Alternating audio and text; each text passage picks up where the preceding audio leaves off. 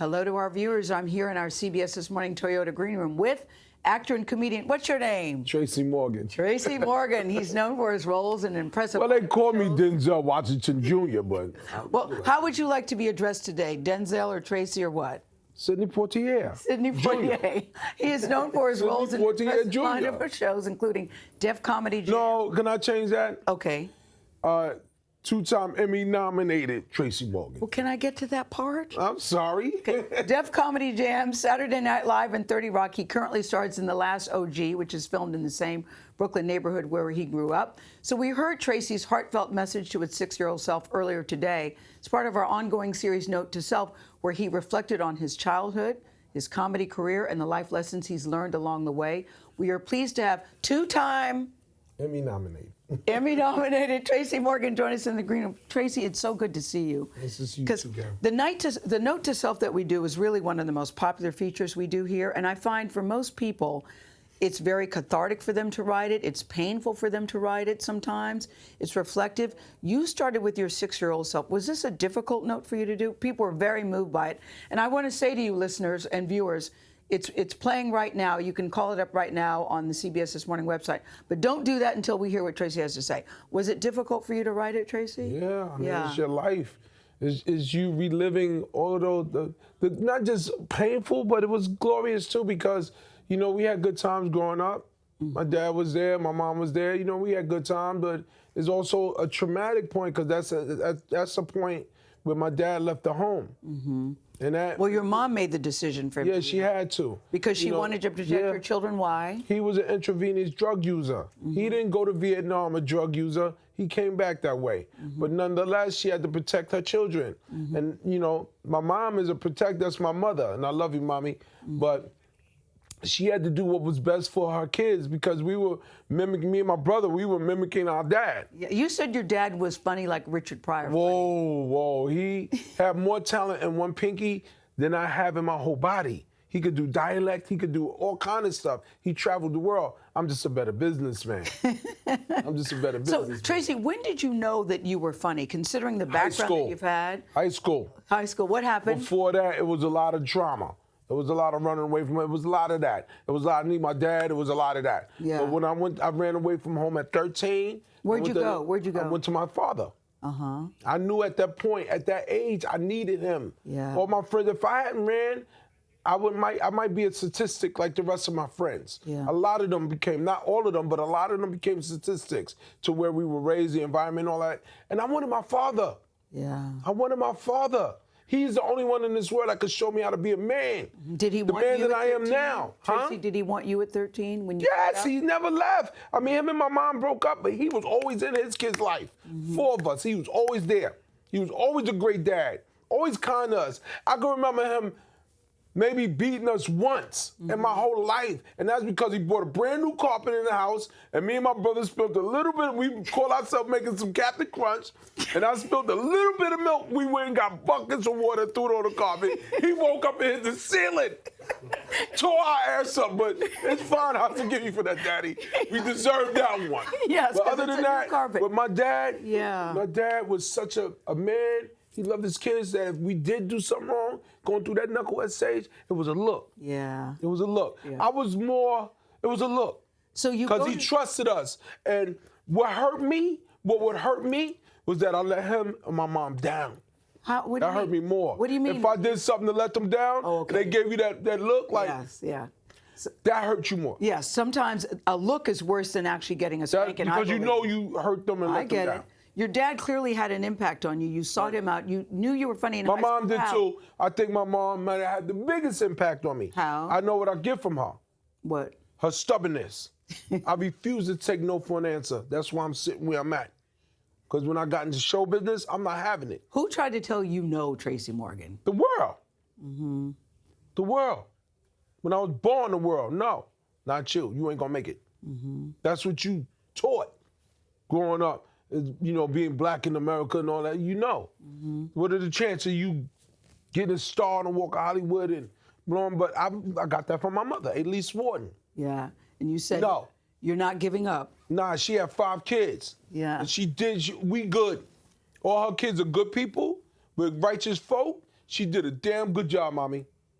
You did, Mommy, you did a really good job, because Tracy's sitting here today because nobody tells him no. I want to go back to high school when It's you knew not you were nobody funny. tells me no. You won't accept no. I refuse to failure. That's you not won't my accept truth. no. Yeah. So what happened in high school that made you say, hey, I could do something? My peers. What did you do? I started making them laugh, being on the football team, being on the track team, being in a locker, snapping on each other, joking on each other, and then I started getting the girls. You know, you get the girls, you make the girls laugh, you get the girls. You get the girls, because I don't care. You ask any woman in the world what she loves most than any man. That's a sense of humor. It's so true. That's a sense of humor. It's so true. That's a sense of humor. So I had a great sense of humor, and then I had friends like Leroy and Stubbs, Leroy Williams and Stubbs, and on the football team, and just snapping on each other. I went to DeWitt Clinton in the Bronx. That's a very prestigious school. You got Nobel Peace Prize winners that come out of that school. Yeah, Charles Rangel went to that school. You had a funny line in Note to Self where you said you could make the drug dealers and the gangsters in the neighborhood laugh, so you're not going to be afraid of a heckler who is trying to take you down. You make a person laugh that just came home from doing 15 years in prison, you make them laugh, crack up, you good. I was revered. I was protected. I was revered. I got a name up in Rutgers in Harlem, being funny. And then one day it was a drug dealer that took me to the comedy club. Ah. And at the comedy club you saw what? What did you see that attracted you? I seen other people. First my man Raul took me and my brother to Def Jam the first year, and I saw Martin Lawrence, and he looked like me, and he sounded like me, and he was talking about things that I can identify and relate with, and something came over me up in them stands, and I started doing comedy. Then one day we went to Great Adventures, and one of my sons won a propeller hat, and I thought that would be to get America's attention. I put the hat on. I was funny with the hat on. Everybody remember Teddy Bear, Tracy Teddy Bear Morgan. And God bless his dead. My man that died in the accident, Jimmy Mack, was the very first person I met professionally in show business. He was running the workshop up in Harlem. And I was standing away. My man Mike said, go to the workshop. I went to the workshop, and guess who walked up? Jimmy Mack. He said, you here for the workshop? I said, yeah. He said, my name is Jimmy Mack. And from that handshake. You guys were tight, yeah. We here. He showed me the game. Yeah. He showed me the game, but he was more than that. He was like a person like my dad was working through him to touch me. I've heard you say that you still believe Jimmy looks out for you, and your dad, who's one of my strongest angels, looks out for you. Him, my dad, my ex-wife that passed away last year, Sabina. Yeah. They with me. You know what brings me solace? That I know I'm going to see them again. Yeah. Because that will be my reward when he welcomes me into his kingdom again. Yeah. When he and they waiting on me. We don't want that anytime soon. No, I got a 4 and 5-year-old daughter I got to raise and son, so they're fine with that. But it is interesting, Tracy, when my mom died, Oprah said to me that when somebody close to you dies, you know that there's an angel in heaven who knows your name. And that gave me a lot of comfort. And that makes me think you have your dad, you have Jimmy, and you have Sabina. That's what makes me think about you. Yeah. You know, I thought what was interesting in the Note to Self this morning, beautifully produced by Dana Brewington. Shout out to Dana. Shout out to Dana Brewington. But in the thing, because I was surprised. And I got to tell you, though, I didn't know it was coming on this morning, so when my boy Ben called me and said, yo, it's about to come on in a minute. And I turned it on, and I just broke down crying. Why? I was getting dressed because it was my whole life. Yeah. Flashing right before me. Yeah. It was a picture of my dad. It was Sabina. It was Megan. It was then when I see my daughter. But Tracy, you told a beautiful life story, though. I told the truth. Yeah, but it was a beautiful life story. Yeah, but it wasn't meant to be beautiful. I told the truth. That's more important to me. Mm-hmm. Tell the truth. You talked about what surprised me was your growing up watching, as you said, old white ass movies. What did you say? Old white ass movies? Old white actors and old white movies. Yeah, because To Kill a Mockingbird was one of your favorites. My grandfather. Yeah, I just didn't see that for Tracy Morgan. Yeah. Classics. Yeah. White people happen to be in them, but to me, they're classics. Yeah. I like classics, you know what I'm saying? I like Sunset Boulevard, Lost Weekend, Yeah, but I just think of you growing up, looking at those movies, saying, I like it, thinking, did you think, I want to be an actor, or you just thought, I really like what's happening here? I like what's happening here. Yeah. I like the acting. It was Alice in Wonderland. It was Car Wash. Mm-hmm. It was all of that. It was studying at that age. You know, it's studying. you talk about Jimmy because you were in the news with the Walmart accident in the Walmart truck, and you tell a very touching story about learning to walk, because we almost lost you, Tracy. You almost didn't make it, but you did. And you talk about you and your daughter learning to walk at the same time. Yeah, I remember that day. It was on the 14th. Of? And I forget my month. Okay. Okay, go ahead. It's all right. TBI and all that. But I remember she was in the hallway. And up until that point, she was standing. And I was in my wheelchair. And I remember when I first came home, she would be scared of the wheelchair. She wouldn't come to me in her walker. She would She was cry. afraid of you? And my wife told me, Tracy, she's just scared of the wheelchair. I didn't know. I didn't know. So she got used to it. She knew I was daddy. Then she started getting her balance. She was standing. Then one day it was nighttime, and I was in the hallway. Remember Truman, the long hallway? And she started walking down the hallway. And I went crazy. I started screaming. And my wife came running upstairs, and she walked back and forth a few times. I said, "Lady, for that." And I got up. My wife went nuts. My wife started crying. Don't do it. And I just stood up, and I just stood there and held the wall. When you came through the accident, did you think that you would make it? Did you think that you would make it? No. What did you think? No, I didn't think that. I was here. I knew I was alive when I came out the coma. I was alive. After I started to know that I was alive, because I don't remember nothing. So, but once I knew I was alive, I didn't know my name. Yeah. My wife said when I came out the coma, I was blind for a week.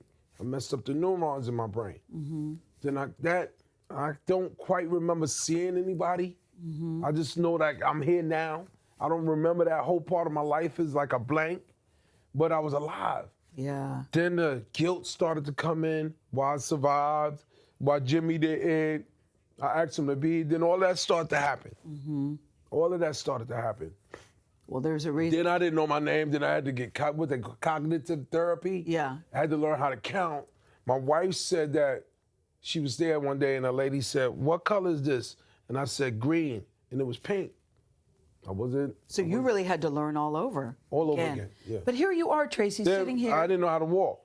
You got to understand, my femur was in little pieces. Yeah, we can still see some of the scars on your leg from it. Yeah, we can still see. This one was bad. Yeah. They had to put baby skin on all of this stuff from accident. But you sit here today in 2018, you have a hit show, you and Tiffany, an OG. So clearly you can read, you can count, you can watch. I love you, baby. Yes, big shout to Tiffany Haddish. Yes. I mean, so you're sitting here, you have a hit show, and it seems like Tracy Morgan is in a really good place now. Is he? I still got work to do. I mean, in his show, I love it. It's beautiful, but for me, for some part of me, it's bigger than that. It's bigger than that. I gotta help. I gotta help others. I mean, what street is the Ronald McDonald House on? 79th, 73rd?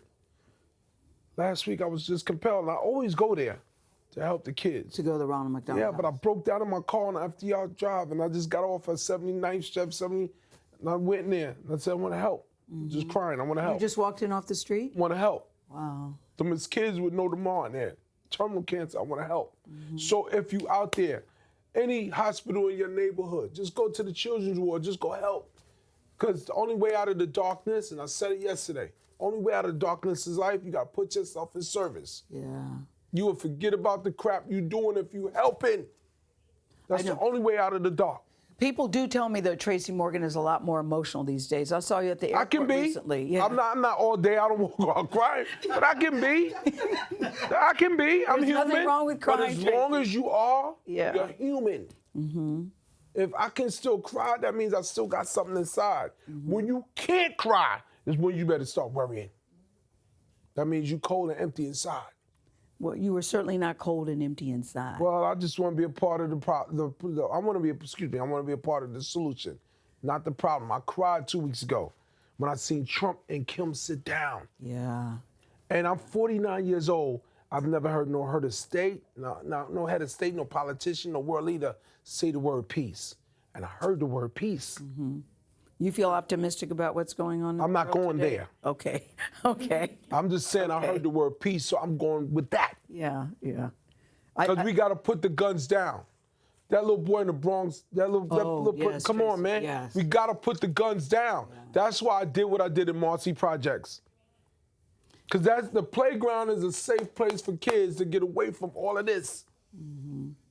That I played in that park. I lost friends in that park. And I made it clear to TBS, I gave you a hit show. Now I want something. But what do you want, Mr. Morgan? I want to renovate that park.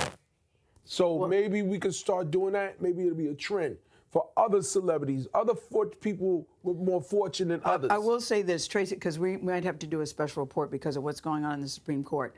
But what I say this about you, you use your celebrity for good always. You always have. And so we are cheering you on. We thank you so much, Tracy. I love you, Gayle. I love you too. We thank you so much for doing the note to self. Thank you. And you wear a pendant that says #1 Dad, because Dad means a lot to you, Tracy Morgan. Thank you. Right on. Right on, right on, right on.